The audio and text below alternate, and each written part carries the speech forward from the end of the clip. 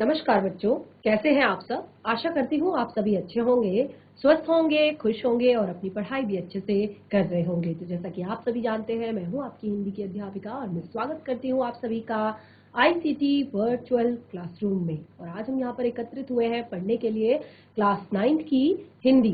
Class 9th की हिंदी में हम यहाँ पर पढ़ रहे हैं अपने हिंदी व्याकरण का पाठ काल, यानी कि इंग्लिश में जिसको आप कहते हैं टेंसेस।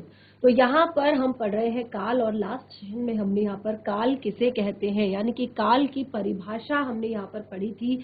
और उसके लिए हमने पहले यहाँ पर कुछ इस तरह के एग्जाम्पल लिए थे, यानी कि इन्हीं के आधार पर हमने यहाँ पर काल की परिभाषा आपको बताई थी। तो सबसे पहले देखिए कुछ यहाँ पर सेंटेंसेस, कुछ वाक्य लिखे हैं। जैसे भारत 15 अगस्त 1947 को आजाद हुआ था। मैं प्रतिदिन व्यायाम करता हूँ। परसों हम मुंबई जाएंगे। तो हमने यहाँ पर देखा जो तीनों वाक्य हमने यहाँ पर लिखे हैं, तीनों की क्रियाएं जो है अलग अलग हैं। यानी कि तीनों की क्रियाएं आप देख सकते हैं कि कुछ क्रियाएं जो है हुआ था, करता हूँ, जाएंगे, यानी कि यहाँ पर अलग अलग समय को दिखा रही हैं। तो आपने यहाँ पर देखा जो हुआ था आपकी क्रिया है वो बीते हुए काल यानी कि बीते हुए समय का बोध करा रही है। इसी तरह से करता हूं यानी कि ये चल रहे समय का बोध करा रही है। जाएंगे आने वाले समय का बोध करा रही है। तो इस आधार पर हमने यहाँ पर बताया कि क्या बताया, क्रिया के जिस रूप से उसके होने के समय का बोध होता है, यानी कि क्रिया के जिस रूप से उसके घटित होने के समय का बोध होता है उसे काल कहते हैं। यानी कि जिस समय पर क्रिया हुई है उसको काल कहते हैं। और हमने जब यहाँ पर आपको 3 अलग अलग एग्जाम्पल दिए थे तो उसी के आधार पर हमने क्रिया के 3 भेद भी यहाँ पर माने हैं। कि हमने कहा कि जो एक तरह से काम हो चुका है, यानी कि जो काम हो चुका है उसको हमने कहा भूतकाल। तो यानी कि वो हमारा बीता हुआ समय है, यानी कि समय बीत चुका है, काफी समय पहले काम हो चुका है। हमने कहा भारत 15 अगस्त सन 1947 को आजाद हुआ, तो काफी समय पहले की बात है, ये बीत चुका है समय।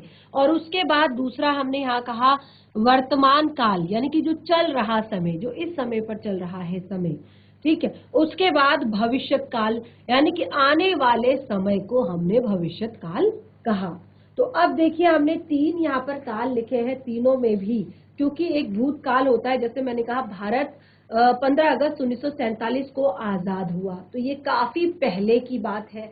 तो ये एक तरह से समय जो है बीत चुका है, काफी ज्यादा पहले की बात है। लेकिन अभी मैं कहूँ कि थोड़ी देर पहले वह पढ़ रहा था, ठीक है। अब वह पढ़ रहा था, तो ये सेंटेंस है, स्टार्ट तो हो चुका था भूतकाल में, यानी कि वो पढ़ तो रहा था लेकिन वो अभी तक भी पढ़ रहा है या नहीं पढ़ रहा है इसका हमें कंफर्म नहीं है कि ये पढ़ाई उसकी पूरी हो गई है या नहीं।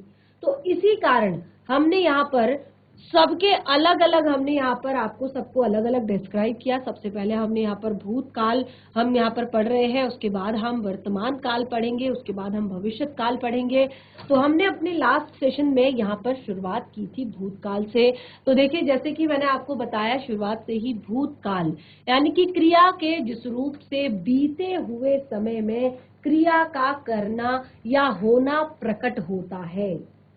क्रिया के जिस रूप से बीते हुए समय में क्रिया का होना या करना प्रकट होता है या करने का बोध होता है कि जो काम बीते समय में हो चुका है या बीते समय में किया गया है, उसे हम भूतकाल कहते हैं। जैसे एग्जाम्पल, हम मुंबई घूमने गए थे। तो हम मुंबई घूमने गए थे, ये बात खत्म हो गई है, ये समय बीत चुका है। मामा जी ने कल मुझे कहानी सुनाई। मामा जी ने कल, तो कल यहाँ पर कहानी सुनाई, ये कौन सा कल है, बीता हुआ कल है। उसके बाद मैं कल रात देर से पहुंचा। तो मैं कल रात देर से पहुंचा, ये क्या है, ये भी आपका बीते हुए समय में कार्य के होने का बोध करा रहा है।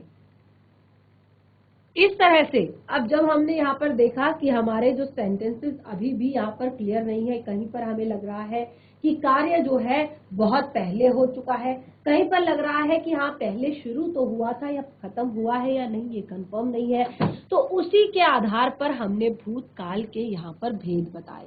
तो भूतकाल के हमने कितने भेद बताए?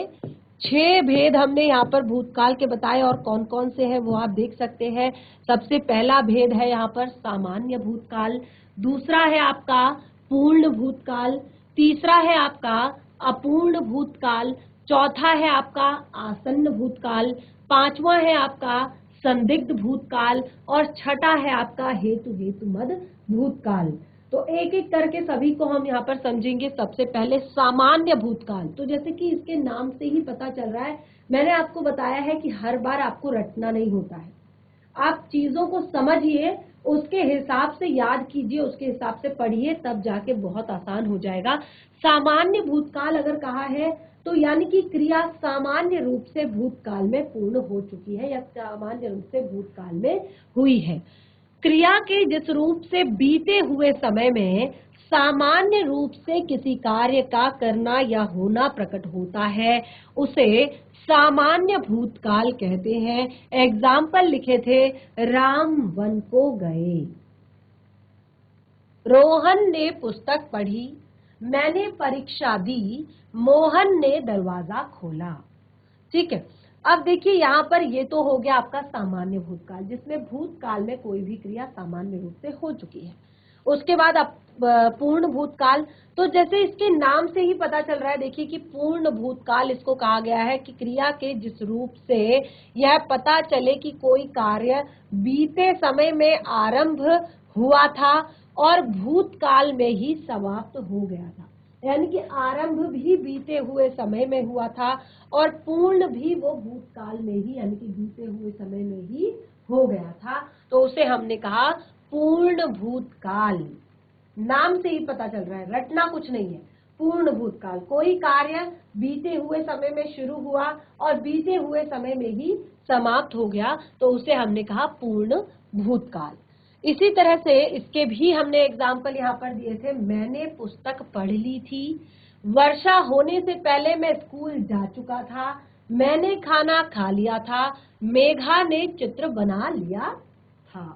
सारे काम जब शुरू किए तभी खत्म कर दिए, यानी कि मैंने पुस्तक पढ़ ली थी, मैंने तब पढ़ना शुरू की थी और तभी मैंने खत्म कर दी थी। वर्षा होने वाली थी तो मैं फटाफट स्कूल उससे पहले ही जा चुका था। मैंने खाना खा लिया था, मेघा ने चित्र बना लिया था। सारे काम भूतकाल में शुरू हुए और वहीं पर खत्म हो गए, तो सामान्य रूप से हमने इसको कह दिया पूर्ण भूतकाल।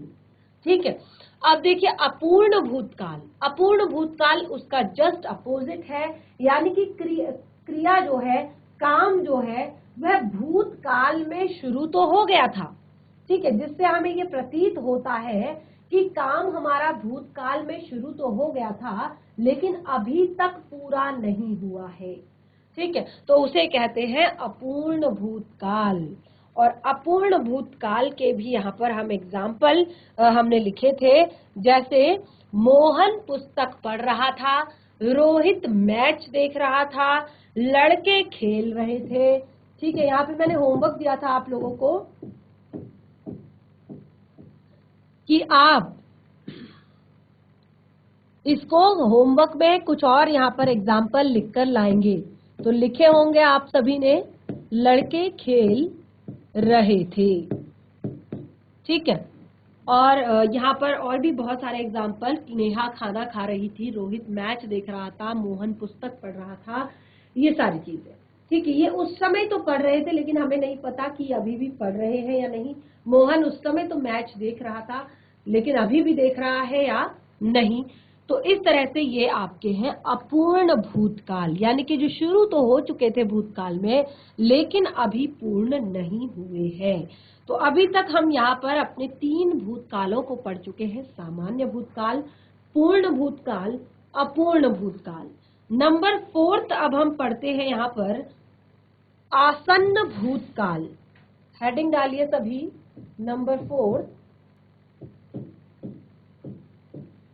आसन्न भूतकाल।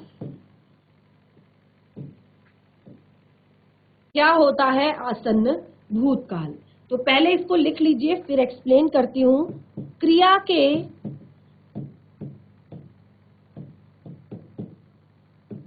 जिस रूप से यह एक तरह से क्रिया के जिस रूप से यह जाना जाए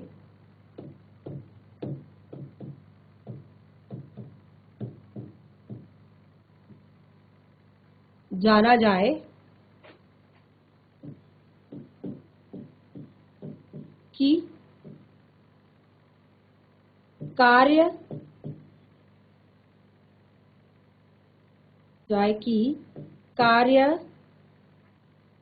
भूतकाल में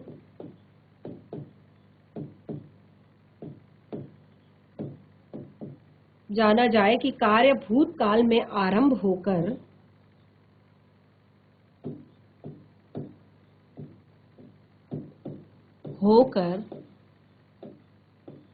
अभी तभी उसका नाम क्या रखा है? आसन्न।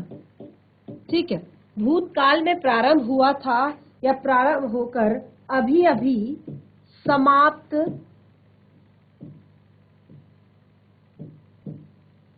हुआ है।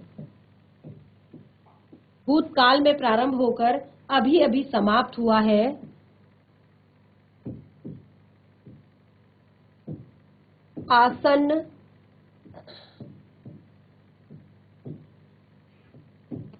भूतकाल कहते हैं।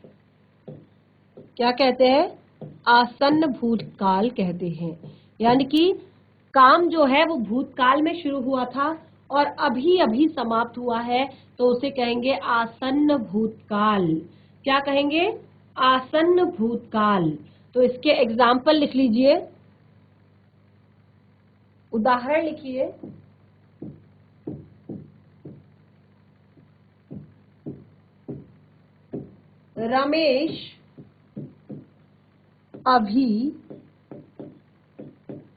रमेश अभी आया है।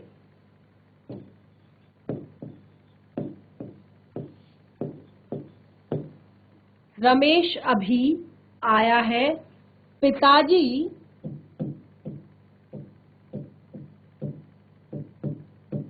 सेब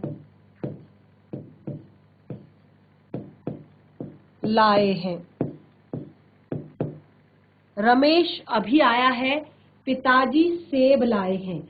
ठीक है, तो यहाँ पर जो आपका दोनों ही वाक्य यहाँ पर दिए हैं, इनमें हमें पता चल रहा है कि क्रिया जो है वो अभी समाप्त हुई है। अब देखिए, रमेश जो है वो कब निकला होगा, और वो जब निकला होगा तो शायद टाइम क्या था? भूतकाल का था, काफी समय पहले, और वो अभी आया है, तो ये मतलब वो आ चुका है, काम हो चुका है, तो लेकिन अभी आया है, आसन्न भूतकाल है।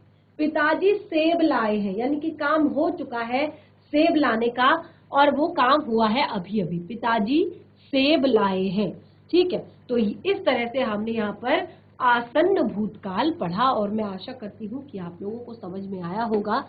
दो एग्जाम्पल लिख दिए हैं, दो एग्जाम्पल और आप लोग लिख कर लाएंगे।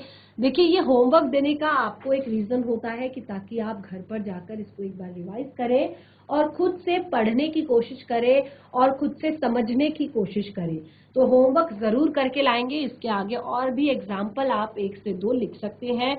बाकी हम आगे बढ़ते हैं अपने अगले टॉपिक की तरफ, जो है हमारा संदिग्ध भूतकाल। नंबर 5 है संदिग्ध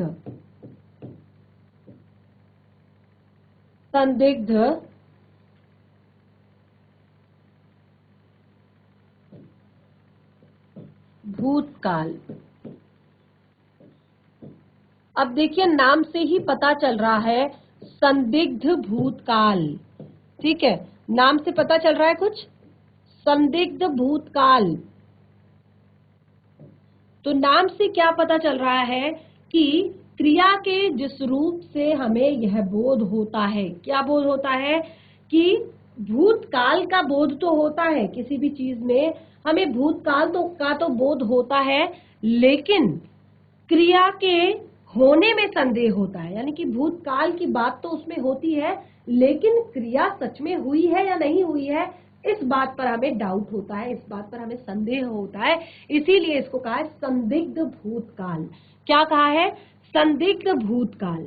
तो एक बार लिख लेते हैं फिर इसको समझेंगे।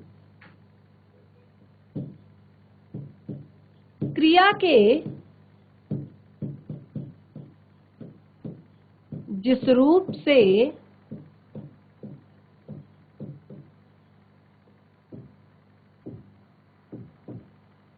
भूतकाल का, क्रिया के जिस रूप से भूतकाल का बोध, क्रिया के जिस रूप से भूतकाल का बोध तो हो, परंतु या किंतु कार्य के होने पर, परंतु कार्य के होने पर या कार्य के होने में, ठीक है, कार्य के होने में संदेह हो,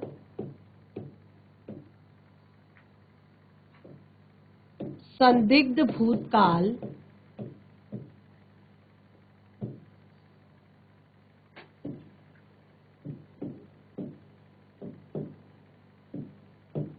कहते हैं। क्या कहते हैं?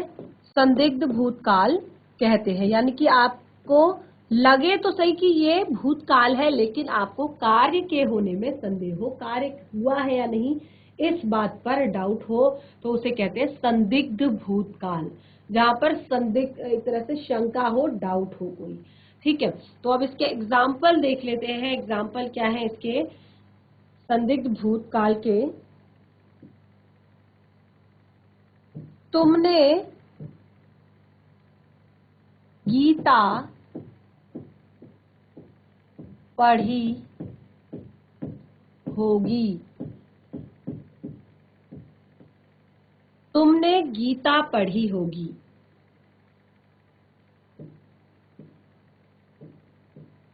राकेश ने पत्र लिखा होगा।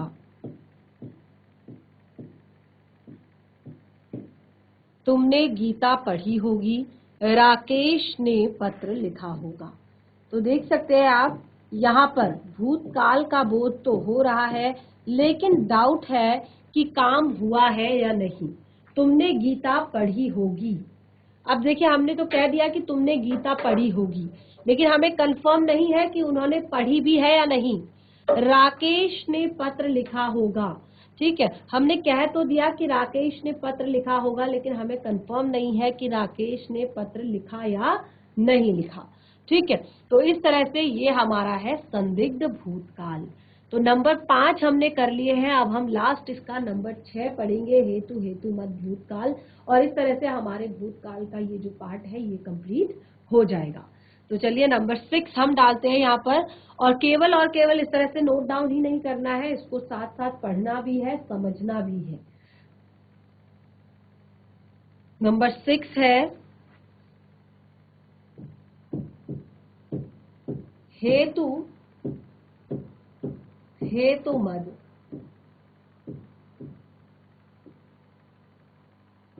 भूतकाल। क्या होता है हेतु हेतु मद भूतकाल?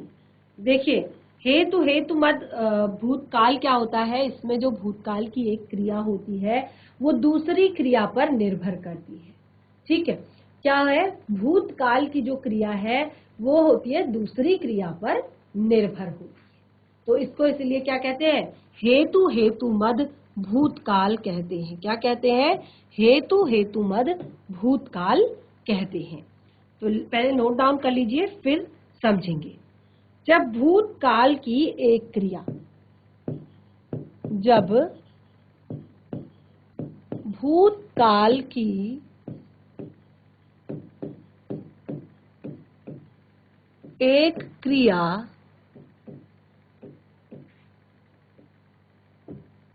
दूसरी, जब भूतकाल की एक क्रिया दूसरी क्रिया पर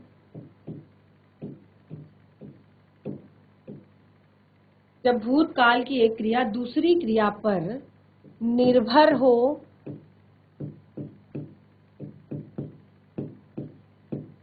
तो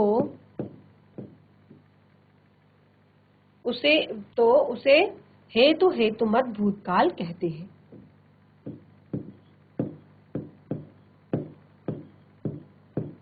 हेतुमत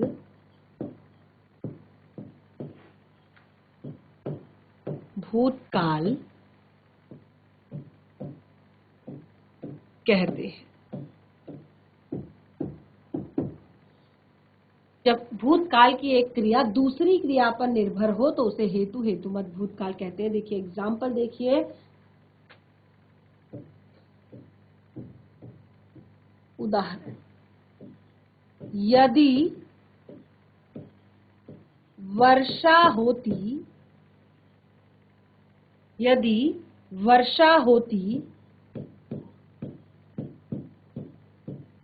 तो फसल अच्छी होती। दोनों ही आप देख सकते हैं भूतकाल की क्रियाएं हैं, लेकिन दोनों क्या है, एक क्रिया क्या है वो दूसरी क्रिया पर निर्भर है। यानी कि फसल अच्छी तो तब होती जब वर्षा होती, वर्षा ही नहीं हुई तो फसल अच्छी कैसे होती। तो एक क्रिया दूसरी क्रिया पर निर्भर कर रही है। क्रियाएं दोनों ही भूतकाल की है, लेकिन एक क्रिया दूसरी क्रिया पर निर्भर कर रही है। यदि वर्षा होती तो फसल अच्छी होती। फसल अच्छी होना डिपेंड कर रहा है, निर्भर कर रहा है वर्षा होने पर। ठीक है, वर्षा नहीं हुई इसीलिए फसल अच्छी नहीं हुई। ठीक है, इसी तरह का दूसरा एग्जाम्पल, यदि तुमने परिश्रम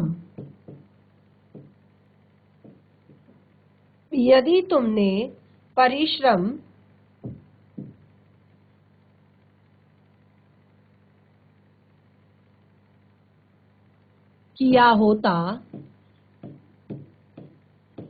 यदि तुमने परिश्रम किया होता तो पास हो जाते।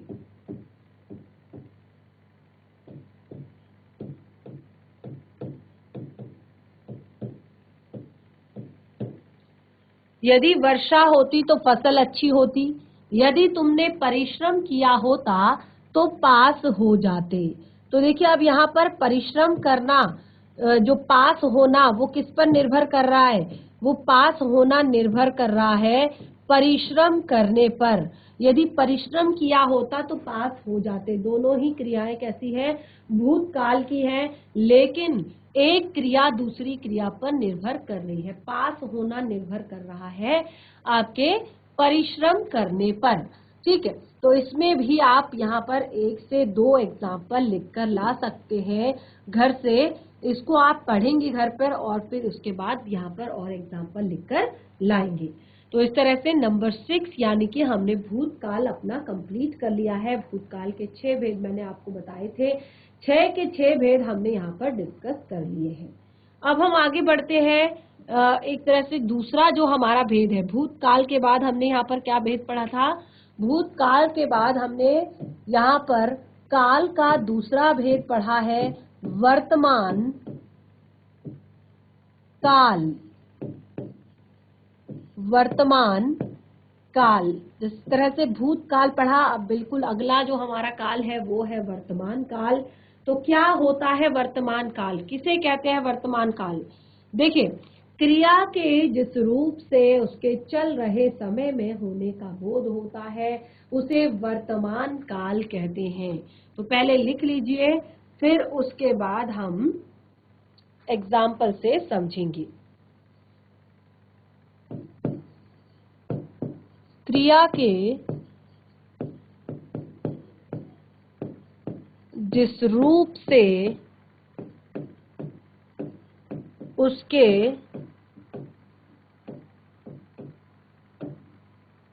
चल रहे समय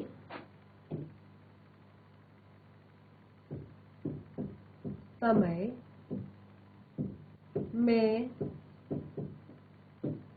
होने का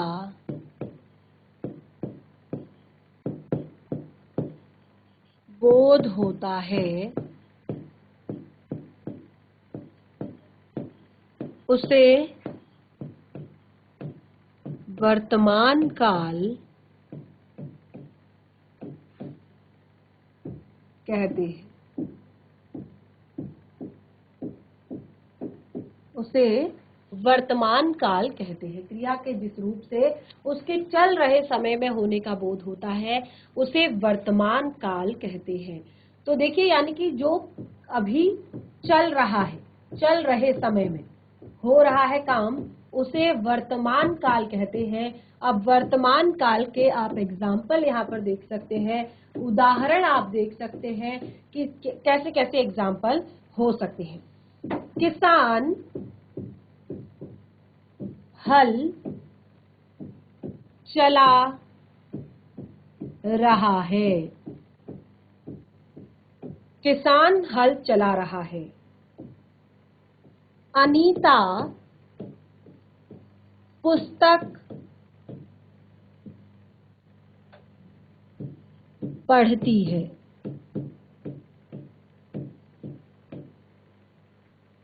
अध्यापिका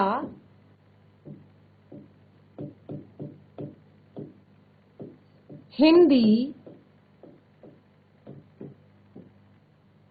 पढ़ा रही है।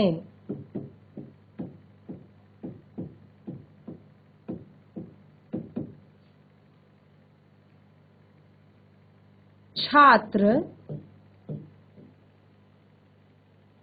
पढ़ रहे हैं। तो ये क्या है? ये वर्तमान काल के एग्जाम्पल है, यानी कि जो अभी चल रहे समय में काम हो रहे हैं उसे वर्तमान काल कहते हैं। तो क्रिया के जिस रूप से उसके चल रहे समय में होने का बोध होता है उसे वर्तमान काल कहते हैं। किसान हल चला रहा है, अनीता पुस्तक पढ़ती है, अध्यापिका हिंदी पढ़ा रही है, छात्र पढ़ रहे हैं। तो नोट डाउन कीजिए इसे फटाफट। तो इस तरह से हमने यहाँ पर वर्तमान काल को भी पढ़ लिया। तो वर्तमान काल के ये एग्जाम्पल आपने नोट कर लिए होंगे। वर्तमान काल में जो चल रहे समय को हम वर्तमान काल कहते हैं, यानी कि जो अभी इस समय कार्य यानी कि चल रहे समय में अगर हो रहा है तो वो क्या है? वर्तमान काल है। ठीक है, तो ये सारी वर्तमान काल की क्रियाएं हैं, यानी कि चल रहे समय की क्रियाएं हैं।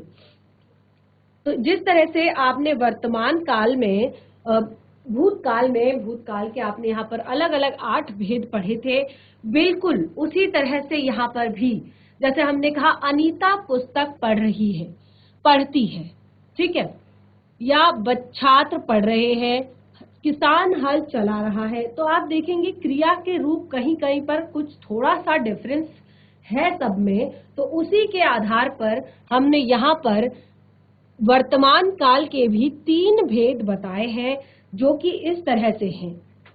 सामान्य वर्तमान काल, नंबर 2 है आपका पहला सामान्य वर्तमान काल, नंबर 2 है अपूर्ण वर्तमान काल, और नंबर 3 है आपका संदिग्ध वर्तमान काल।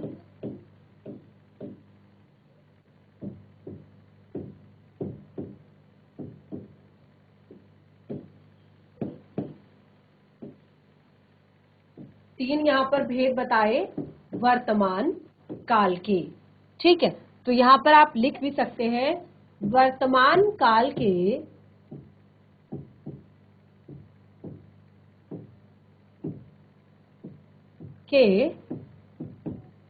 3 भेद होते हैं। वर्तमान काल के 3 भेद होते हैं। ठीक है, तो कौन कौन से 3 भेद होते हैं? सबसे पहला सामान्य वर्तमान काल, दूसरा है अपूर्ण वर्तमान काल और तीसरा है संदिग्ध वर्तमान काल। तो सबसे पहले हम अपना सबसे पहला जो यहाँ पर हमने टॉपिक लिखा हुआ है सामान्य वर्तमान काल को पढ़ेंगे। तो जाहिर सी बात है जहां पर सामान्य वर्तमान की बात की गई है वहां पर क्रिया वर्तमान में सामान्य रूप से हो रही है, इसीलिए उसको सामान्य वर्तमान काल कहा है। तो यहाँ पर बहुत ज्यादा रटने की जरूरत नहीं है, थोड़ा सा बिल्कुल यहाँ पर थोड़ा सा दिमाग लगाना है कि जैसे जो क्रिया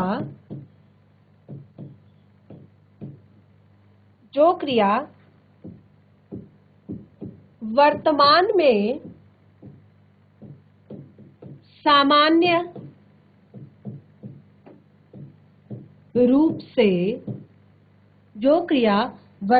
में सामान्य रूप से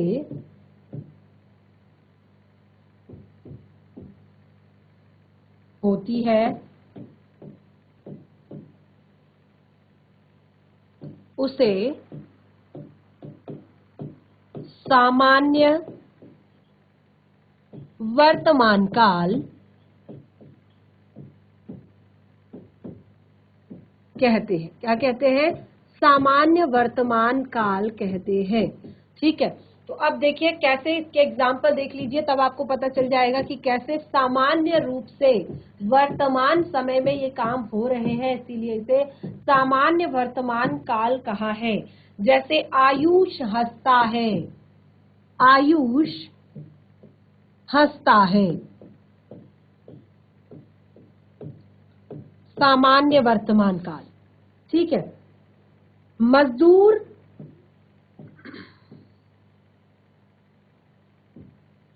मिट्टी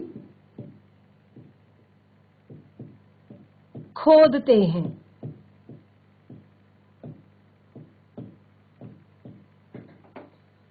आयुष हंसता है, मजदूर मिट्टी खोदते हैं।